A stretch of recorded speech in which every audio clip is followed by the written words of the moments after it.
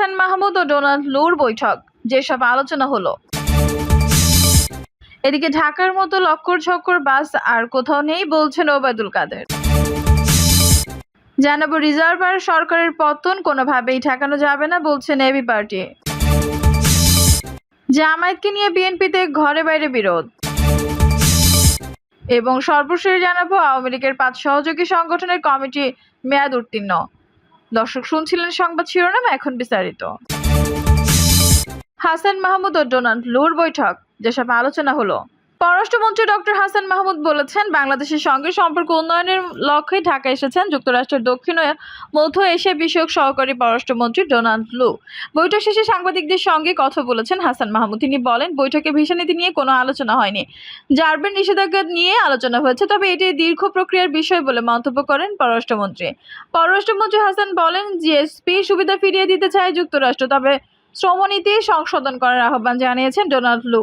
এর আগে পররাষ্ট্রমন্ত্রী ডক্টর হাসান মাহমুদের সঙ্গে বৈঠক শেষে ডোনাল্ড লু বলেন, যুক্তরাষ্ট্র বাংলাদেশের অবাধ, সুষ্ঠু এবং সহিংসতা মুক্ত নির্বাচন অনুষ্ঠানের জন্য কঠোর পরিশ্রম করেছিল।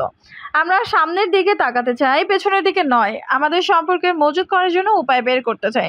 এজন্য আমি মন্ত্রীর সঙ্গে কথা বলেছি। আমাদের দুই দেশের মধ্যে অনেক গুরুত্বপূর্ণ ইস্যু আছে, যেমন র্যাবের উপর নিষেধাজ্ঞা, শ্রম আইনের সংস্কার, মানবাধিকার এবং ব্যবসায়িক পরিবেশ সংস্কার। এই সম্পর্ক জোরদার করার জন্য আমাদের ইতিবাচক দিক নিয়ে সহযোগিতা বাড়াতে হবে। ঢাকার মতো লক্কর ঝক্কর বাস আর কোথাও নেই বলছেন ওবায়দুল কাদের। ঢাকা শহরে যে ধরনের লক্কর ঝক্কর ও রংচটা গাড়ি চলে তা পৃথিবীর অন্য কোনো দেশে দেখা যায় না বলে মন্তব্য করেছেন আওয়ামী লীগ সাধারণ সম্পাদক এবং সড়ক পরিবহন ও সেতুমন্ত্রী ওবায়দুল কাদের। তিনি বলেন, বিশ্বের বিভিন্ন দেশের শহরে আধুনিক গণপরিবহন চলাচল করে, কিন্তু ঢাকায় লক্কর ঝক্কর ও রংচটা গাড়ি চলে। এগুলো দেখতেও তো খারাপ লাগে। এর চেয়ে ঢাকার বাইরে মফস্বল এলাকাগুলোতে উন্নত মানের গণপরিবহন চলে। বিআরটি এর উদ্দেশ্যে ওবায়দুল কাদের বলেন, এই লক্কর ঝক্কর বাসগুলোর বিরুদ্ধে কেন ব্যবস্থা নেওয়া হচ্ছে না? যদিও এখন ডাম্পিং করতে গেলে দেখা যায় ওই ধরনের গাড়ি আরো রাস্তায় বের হবে না, তখন জনদুর্ভোগ সৃষ্টি হয় বলে অভিযোগ ওঠে। সড়কে শৃঙ্খলা আনতে বিআরটিএ অনেক কর্মসূচি ও আইন করে, কিন্তু রেজাল্ট কি? সড়কে দুর্ঘটনা এবং যানজট তো কমছে না। এত উন্নয়নের পরও মহাসড়কে যানজট দুর্ঘটনা কেন, তা নিয়ে ক্ষোভ প্রকাশ করেন সেতুমন্ত্রী। বলেন, সড়কে পরিবহনে যদি শৃঙ্খলা না আসে, তাহলে নিরাপদ সড়কের স্বপ্ন দেখে কি লাভ? রিজার্ভ আর সরকারের পতন কোনোভাবেই ঠেকানো যাবে না বলছেন এবি পার্টি। গণতন্ত্র ও সুশাসন নিশ্চিত না করলে বাংলাদেশে ব্যাংকের রিজার্ভ আর 5% অবৈধ ডামি সরকারের পতন কোনোভাবেই ঠেকানো যাবে না বলে মন্তব্য মনে করেন আমার বাংলাদেশ পার্টি এবি পার্টি ব্রিফিংয়ে সোলাইমান চৌধুরী। আরও বলেন, দেশের বিভিন্ন উন্নয়ন প্রকল্প বাস্তবায়ন হয়েছে, এটা সত্য, কিন্তু আসলে কি উন্নয়ন হয়েছে নাকি উন্নয়নের নামে লুটপাট হয়েছে, সেটা একটা বিরাট প্রশ্ন হয়ে দাঁড়িয়েছে। তিনি অভিযোগ করে বলেন, দেশের মানুষ কাজ পাচ্ছে না, অথচ প্রতিবেশী একটি দেশের হাজার হাজার মানুষ এখানে অবৈধভাবে কাজ করছে। দেশের টাকা বিদেশে নিয়ে যাচ্ছে, ব্যাংকগুলো জবরদখল করে দলীয় লোকজনের মধ্যে বঞ্চন করা হয়েছে, যার প্রধান উদ্দেশ্যই ছিল জনগণের আমানত যেন তেন ভাবে নিজের পকেটে ঢুকানো। তিনি বলেন, রিজার্ভ আজ শূন্য হতে চলেছে। দেশ আজ অর্থনৈতিক ব্যবস্থাপনার চোরাবালিতে আটকে গেছে। অর্থনৈতিক এই সংকটে দেশের সবাইকে তিনি সচেতন ভূমিকা রাখার আহ্বান জানান।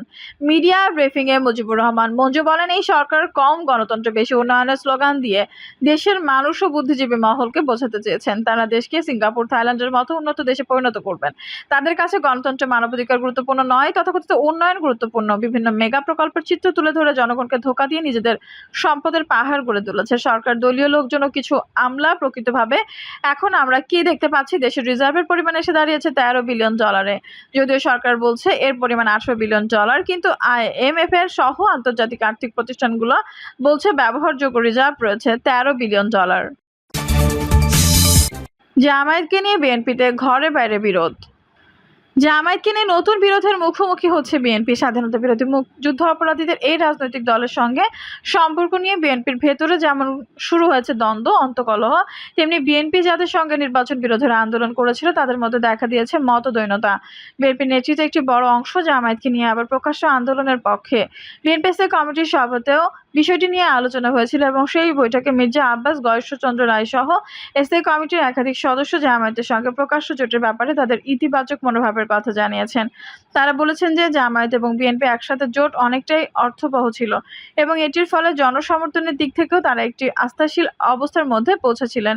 কিন্তু 2018 নির্বাচনের পরে আন্তর্জাতিক চাপে জামায়াতের সঙ্গে দূরত্ব তৈরি হয় বিএনপির। জামায়াত বিএনপির 20 দলীয় জোট কার্যত অকার্যকর হয়ে পড়ে। এখন আবার নতুন করে জামায়াতের সঙ্গে বিএনপির গাঁটছড়া বাঁধতে চাইছে। এর পেছনে অন্যতম কারণ হলো ভারত বিরোধিতা। বিএনপি নেতা তারা জামায়াতের সঙ্গে প্রকাশ্য ঐক্য গড়ার পক্ষে। তারা বলেছেন যে ভারত বিরোধিতার রাজনীতি যদি করতে হয় তাহলে অবশ্যই জামায়াতকে পাশে নিতে হবে। অন্যদিকে বিএনপির মহাসচিব মির্জা ফখরুল ইসলাম আলমগীর সহ নেতৃত্ববৃন্দ জামায়াতের সঙ্গে প্রকাশ্য ঐক্যের বিরোধী। তারা বলেছেন যে এর ফলে সাধারণ মানুষের মধ্যে এক ধরনের নেতিবাচক অবস্থা মনোভাব তৈরি হবে। বিএনপির মহাসচিব এটাও মনে করেন যে আন্তর্জাতিক পরিমণ্ডলের সমর্থন ছাড়া বিএনপির পক্ষে কখনোই মাথা তুলে দাঁড়ানো সম্ভব নয়। আর এই কারণে জামায়াতের সঙ্গে প্রকাশ্য করা হবে আত্মঘাতী। জামায়াতের সাথে ঐক্যের বিষয়টি নিয়ে এখন বিএনপির ঐক্যের মধ্যে এক ধরনের টানাপোড়েন এবং বিভক্তি তৈরি হয়েছে। বিএনপির সঙ্গে যারা যুগপৎ আন্দোলন করেছিল সেই সমস্ত আন্দোলনকারী দলগুলোর মধ্যে এই নিয়ে এক ধরনের বিভক্তি লক্ষ্য করা যাচ্ছে। তাদের মধ্যে কেউ কেউ মনে করছে যদি জামায়াতকে নিয়ে আন্দোলন করা যায় তাহলে আন্দোলনের গতি হবে এবং শক্তিশালী হবে। অন্যদিকে জেএসডি, নাগরিক ঐক্য সহ বিভিন্ন রাজনৈতিক দলগুলো মনে করছে যে জামায়াতের সঙ্গে ঐক্যের কোনো প্রয়োজন নেই এবং এই ধরনের ঐক্য হলে সেটা হবে আত্মঘাতী। গতকাল 12 দলীয় জোট এবং এলজেপির সঙ্গে বিএনপির বৈঠক করে এই বৈঠকে জামায়াত প্রসঙ্গটি সামনে এসেছে। 12 দলীয় জোটের মধ্যে থেকে অনেকে জামায়াতের সঙ্গে নতুন করে সম্পর্ক তৈরি করার জন্য দাবি তুলেছেন। তারা বলেছেন যে জামায়াতকে ছাড়া জোটে যে অন্যান্য দলগুলো আছে সেগুলো শক্তিশালী নয় এবং আন্দোলন গড়ে তোলার জন্য যে কর্মী সমর্থক এবং কৌশলগত অবস্থান সেটি তৈরি করতে পারে না। এ কারণে তারা জামায়াতকে পাশে পেতে চায়। তবে অন্যান্য রাজনৈতিক দল যারা বিএনপির সঙ্গে অভিন্ন ইস্যুতে আন্দোলন করছে তাদের মনে করছে যে জামায়াতকে প্রকাশ্য রাজনীতি করতে দেওয়া এখন উচিত না। এই নিয়ে এখনো দ্বন্দ্বের রয়েছে। তবে বিএনপির একজন শীর্ষ নেতা বলেছেন ধাপে ধাপে তারা সমমনা সব রাজনৈতিক দলগুলোর সঙ্গে আবার বৈঠক করবে এবং এই সমস্ত বৈঠকের মধ্য দিয়ে তারা একটি চূড়ান্ত সিদ্ধান্তে আসবে। আওয়ামী লীগের 5 সহযোগী সংগঠনের কমিটি মেয়াদ উত্তীর্ণ। আওয়ামী লীগের 5 সহযোগী সংগঠনের কেন্দ্রীয় কমিটি বর্তমানে মেয়াদ উত্তীর্ণ। 2019 সালের নভেম্বরে বাংলাদেশ কৃষক লীগ, আওয়ামী লীগ, যুবলীগ, আওয়ামী স্বেচ্ছাসেবক লীগ ও মৎস্যজীবী লীগের সম্মেলনের মাধ্যমে নতুন কমিটি গঠিত হয়। ইতিমধ্যে এই সব কমিটি ঘোষণার 4 বছর অতিক্রম হয়েছে। আর তাতেই লীগের কমিটির মেয়াদ উত্তীর্ণ হয়েছে 2019 সালে। বেশিরভাগ সংগঠনের তৃণমূল অগোছালো। এসব সংগঠনের বেশিরভাগই সুপার ইউনিট খ্যাত। ঢাকা মহানগর উত্তর ও দক্ষিণ শাখার কমিটিও এলোমেলো।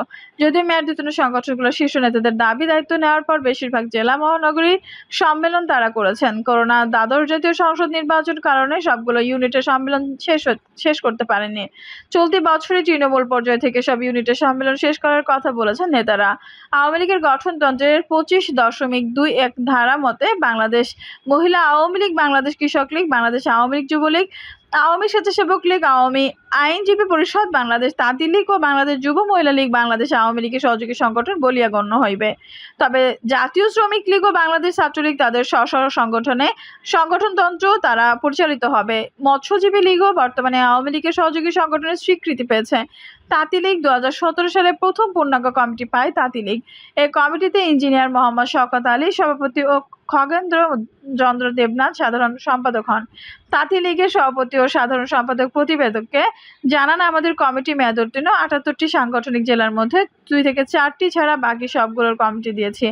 তাঁতিদের উন্নয়নে কি করেছেন এমন প্রশ্নের জবাবে তারা বাংলাদেশ তাঁত বোর্ডে যোগাযোগ করতে বলেন। বাংলাদেশ কৃষক লীগ 2019 সালের 6 নভেম্বর অনুষ্ঠিত হয় কৃষক লীগের 7ম সম্মেলন। এতে কৃষিবিদ সমীর চন্দ্র সভাপতি ও অ্যাডভোকেট উম্মে কুলসুম স্মৃতি সাধারণ সম্পাদক নির্বাচিত হন। গঠনতন্ত্র অনুযায়ী সংগঠনের কমিটির মেয়াদ শেষ হয়েছে। কৃষক লীগের সভাপতি সমীর চন্দ্র বলেন, নেত্রী যখন চাইবেন আমি তখনই সম্মেলন হবে। যেসব ইউনিটের কমিটি গঠন বাদ আছে আমরা সেগুলো সম্মেলনের প্রস্তুতি নিচ্ছি। বাংলাদেশ আওয়ামী লীগ যুবলীগ ক্যাসিনো বিরোধী অভিযানের পর 2019 সালের 23 নভেম্বর যুবলীগের 7ম জাতীয় সম্মেলন অনুষ্ঠিত হয়। তখন তিনি 3 বছরের জন্য সভাপতি হন। যুবলীগের প্রতিষ্ঠাতা শেখ ফজলুল হক মনির, ছেলে শেখ ফজল ইসলাম পরশ ও সাধারণ সম্পাদক হন মাইনুল হোসেন খান নিখিল।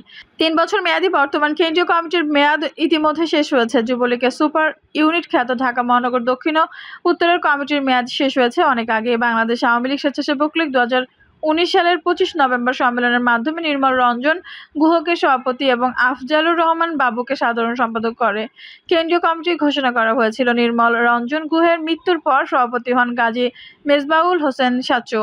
গঠনতন্ত্র অনুযায়ী স্বেচ্ছাসেবক লীগের মেয়াদও শেষ হয়েছে, তবে অসম্পূর্ণ রয়ে গেছে তৃণমূলের অনেক ইউনিট। স্বেচ্ছাসেবক লীগের সভাপতি সাচু জানান, 79টি সাংগঠনিক জেলার মধ্যে 12 থেকে 14টি সম্মেলন হয়নি। আমরা সেগুলোর সম্মেলনের প্রস্তুতি নিচ্ছি। মৎস্যজীবী লীগ 2019 সালের 19 নভেম্বর মৎস্যজীবী লীগের প্রথম জাতীয় সম্মেলন অনুষ্ঠিত হয়। এতে মোহাম্মদ সাইদুর রহমান সভাপতি, মোহাম্মদ আসগর নস্কর সাধারণ সম্পাদক হন। মৎস্যজীবী লীগ সারা দেশে যতগুলো কমিটি করেছে তার বেশিরভাগই বিতর্কিত, তবে সব ছাপিয়ে যার ঢাকা মহানগর উত্তর ও দক্ষিণের কমিটি দেওয়াকে কেন্দ্র করে নতুন কেন্দ্রীয় নেতৃত্ব নির্বাচনের বিষয়ে জানতে চাইলে সভাপতি সাইদুর রহমান বলেন, এই বিষয়ে প্রধানমন্ত্রী জানেন। 50টির মতো সাংগঠনিক জেলা সম্মেলন করেছে, অধিকাংশ কমিটি দিয়েছে, অল্প কিছু বাকি আছে।